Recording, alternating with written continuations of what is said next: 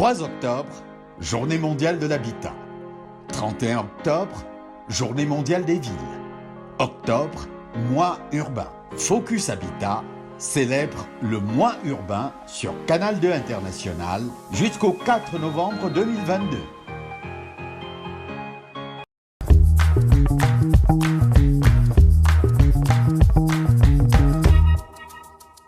Au sommaire, sécurité urbaine, menace contre la sécurité et la sûreté dans les zones urbaines.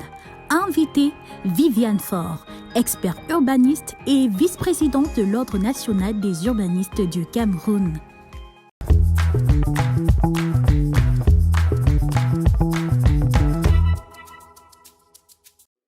Le Cameroun, comme plusieurs pays au monde, est sujet à la montée de l'insécurité urbaine dans l'espace public. La transition urbaine, la croissance démographique mal maîtrisée, la pauvreté et l'exclusion sociale sont des facteurs favorisant ce phénomène. Pour remédier à ce casse-tête urbain, experts et assimilés se sont retrouvés autour d'un panel lors de la Journée mondiale de l'habitat à Berthois. Pour les spécialistes des questions urbaines, l'insécurité urbaine s'oppose à la ville sûre et nécessairement à la ville productive, jouant le rôle de moteur de l'économie à travers l'activité de jour comme de nuit. La libre circulation des personnes et des biens, préalable pour la ville moderne, intelligente et durable. C'est un réel problème à résoudre ou à prévenir pour le versement humain. Pour mieux apprécier la situation, il s'impose un questionnement. Dans un premier temps, comment se construit l'insécurité urbaine? Quelles en sont ses manifestations? Et puis des causes. Deuxièmement, quel mécanisme innovant de prévention de la délinquance urbaine pour un meilleur avenir urbain? D'après le dictionnaire Larousse, l'insécurité est l'état d'un lieu qui n'est pas sûr, qui est soumis à la délinquance ou à la criminalité. Le cas de l'insécurité qui règne dans certaines banlieues, par exemple, c'est aussi le sentiment de vivre dans un environnement physique ou social favorisant des attentes aux personnes et aux biens. Autrement dit, le sentiment de sécurité en milieu urbain est une crainte multiforme basée sur la criminalité, les incivilités, les actes d'incivilisation et des violences dans les espaces publics. Qui sont ces acteurs de violence urbaine et quelles en sont les causes? Question du profil social des délinquants, certaines études menées dans les grandes villes d'Afrique de l'Ouest, Abidjan, Dakar, Niamey, montrent que les auteurs des délits et crimes sont des préférences recrutées surtout parmi les jeunes, 60% environ, et les groupes de travailleurs à bas salaire. Nous constatons donc que la délinquance juvénile occupe une place importante et le profil social du délinquant ne diffère pas de celui de la population pauvre. Par ailleurs, ces mêmes études relèvent que plus le niveau de formation est élevé, plus l'occurrence des crimes diminue. Face à cette délinquance urbaine, les populations soucieuses de leur bien-être mettent en place des mesures à la fois répressives et préventives. C'est ainsi que de nombreux quartiers populeux et devenus centraux disposent de comités de vigilance composés de jeunes résidents. En outre, on assiste à la protection adéquate des appartements par l'adoption des portes, fenêtres et des bureaux appropriés, c'est-à-dire difficiles à forcer par les cambrioleurs. Le rehaussement des murs de clôture, surmonter des pointes, distribution des bouteilles, des prix barrelés, bref, les logements sont des véritables bunkers. L'autre stratégie, c'est le recours au soutien des gardiennages. Et lorsqu'on sait que tout le monde n'a pas les moyens de souffrir ce type de services. Ce problème d'insécurité résulte aussi de l'adoption des mauvais modèles d'aménagement urbain. Le plus pratiqué au monde est celui de la ville fonctionnelle. Il fallait organiser la ville en fonction des besoins de l'homme, en utilisant les progrès scientifiques. C'est très important parce que ça va affecter la sécurité urbaine. Ce modèle a véritablement dominé le monde. Paris, Brasilia, Abuja, que vous connaissez, plus près de chez nous,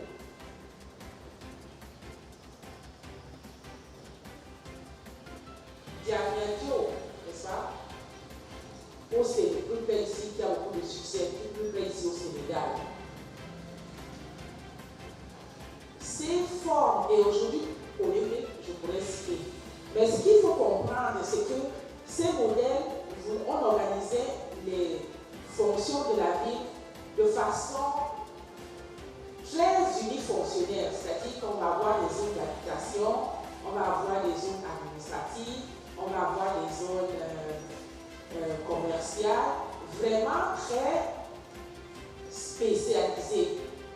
On a mis l'accent sur le transport, les grandes voies de circulation, pour qu'on puisse aller le plus court possible à moins de temps d'un point A à un point B. Sauf que ces façons de faire ont contribué à minimiser le rôle des usagers et augmenter l'insécurité auprès des personnes qui n'ont pas le véhicule. On a créé des quartiers qui, elles, fonctionnent soit le matin, soit le soir. N'est-ce pas? Un exemple le plus proche de chez nous, c'est peut-être le centre administratif, n'est-ce pas, à Yaoundé. Bon, ce centre administratif, vous ne pouvez pas y aller le soir. Dans la journée, c'est très achalandé, mais le soir, il n'y a plus personne. Donc, ça devient délicat, on se sent en insécurité lorsque on passe là-bas à des heures tardives. À côté de ce modèle fonctionnel, il y a le modèle qualité. Il est particulier du fait qu'il crée autour de l'habitation des services. Ce courant suggère que nous en faisons des modèles d'aménagement qui vont mettre l'accent sur la mixité. N'est-ce pas? La mixité des fonctions, ça veut dire quoi? Ça veut dire que nous créons des milieux de vie où il n'y a pas que l'habitation. Que cette habitation soit accompagnée d'un ensemble de services qui peuvent être par exemple l'alimentation, le notaire, le coiffeur, et qu'il y ait une vie dans le quartier pendant toute la période une longue période de cette représentation. Et il nous propose également que nous puissions impliquer les populations dans la façon d'aménager nos villes. Et il nous propose également de contribuer dans les activités que nous voulons à protéger l'environnement. Donc, l'aménagement va être réalisé autour de ces principes directeurs. Avoir un modèle de ville approprié est certes essentiel. Cependant, la sécurité urbaine passe aussi par la connaissance du territoire. Les communautés sont très bien connues par les usagers eux-mêmes. Il est important que la collectivité ait une bonne connaissance de son territoire. Une très bonne connaissance de son territoire. Et c'est un lieu où il faut absolument investir. Parce que c'est à travers cette connaissance du territoire qu'on peut véritablement mettre en place un dispositif de gestion et de sécurisation et pour minimiser l'insécurité dans les collectivités. Ça, c'est un point très important. Donc, au niveau des acteurs, oui, je reviens ici que la question de l'aménagement, de la sécurité n'est pas seulement prise en charge exclusivement par l'aménagement. Il y a un rôle important qui est joué au niveau des collectivités qui sont en charge de la gestion de la communauté au niveau local. La maintenance des infrastructures est absolument très importante. Je vous assure que vous aurez moins de prix dans un marché qui est entretenu que dans un marché qui est bien entretenu. Donc il y a un rôle important à jouer au niveau même des populations de l'espace privé. Il faut que la commune puisse contrôler n'est-ce pas, les bâtiments qui sont par exemple à l'abandon, n'est-ce pas? Lorsqu'on donne un permis de construire et que la personne ne construise pas, il faut que la commune donne un délai pour que ce bâtiment puisse être terminé, sinon ça devient un endroit qui est dangereux pour les citoyens. Ce panel a également connu la participation de la Sûreté nationale, principal acteur pour le maintien de la sécurité urbaine. Ici, les participants ont saisi l'occasion pour relever le problème de difficulté d'accès aux cartes nationales d'identité au Cameroun. Nous avons eu le plaisir d'être désignés par M. le délégué général à la Sûreté nationale et sur le plan local par M. le délégué régional à la Sûreté nationale pour effectivement présenté ce thème qui était pour nous assez enrichissant quand on connaît l'importance de la sécurité dans un habitat, qu'il soit urbain ou rural. Aucun habitat sain, aucun habitat sûr ne peut exister sans sécurité. Et nous nous sommes attelés pendant l'exposé et pendant la série de questions-réponses qui a suivi de démontrer quelle était cette importance de la sécurité et des mesures de sûreté pour cet habitat sûr. Il s'est agi plus concrètement de relever les menaces à la sécurité et à la sûreté en milieu urbain, menaces qui sont multiformes, des menaces qui ont des causes qui sont connues, des menaces qui ont des vecteurs qui sont connus, les menaces que nous avons listées. Nous avons listé quelques-unes de ces menaces. Et dans une seconde partie, nous avons abordé les mesures que la Sûreté nationale met en œuvre pour faire face à ces différents types de menaces, que ce soit des menaces à la sécurité ou des menaces à la sûreté. La sécurité urbaine ne peut se construire qu'à travers la participation et l'engagement de toute la société urbaine.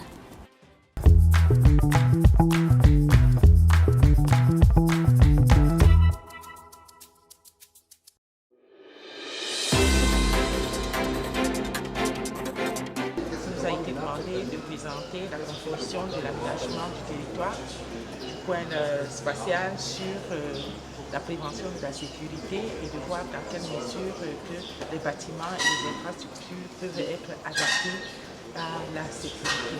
C'est ce que nous avons fait en faisant ressortir déjà en premier lieu l'impact pour tirer des leçons du passé des aménagements qu'on faisait avant et comment est-ce que ça a contribué à réduire à augmenter l'insécurité dans les villes. Nous sommes revenus sur les outils qui peuvent aider à minimiser la sécurité dans les villes à travers les aménagements des rues en fonction des différents usagers. La rue sert à plusieurs activités.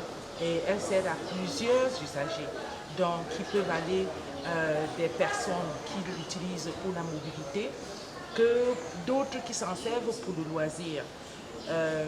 Il y a différents âges, des personnes âgées, les enfants qui vont à l'école, les commerçants, les livreurs qui utilisent cette route-là. Donc il y a des aménagements appropriés qu'il faut mettre en place pour s'assurer qu'ils puissent faire leurs activités en sécurité.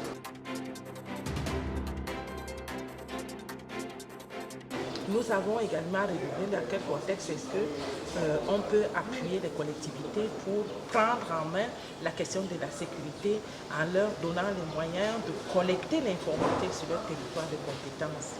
Nous avons également suggéré qu'on puisse implanter, rendre obligatoire des études préalables de sécurité dans les grands projets structurants qui peuvent être des routes, qui peuvent être des bâtiments comme les bâtiments de sport ou bien des grands immeubles destinés aux bureaux ou des hôpitaux qui peuvent avoir un impact sur la sécurité dans le voisinage. Donc nous pensons qu'avec ce type d'intervention, on peut contribuer à sensibiliser et à améliorer la sécurité dans les villes. Nous pensons également que ce doit être un thème ou une problématique qui doit être prise en compte dans le budget pour faire de garantie des villes sûres. Ça prend une politique bien définie et puis financée pour assurer les villes sûres comme nous entendons faire pour atteindre les objectifs 11 de développement durable. Utiliser les compétences, utiliser les professionnels. L'Ordre national des urbanistes est là pour accompagner autant le gouvernement que les collectivités.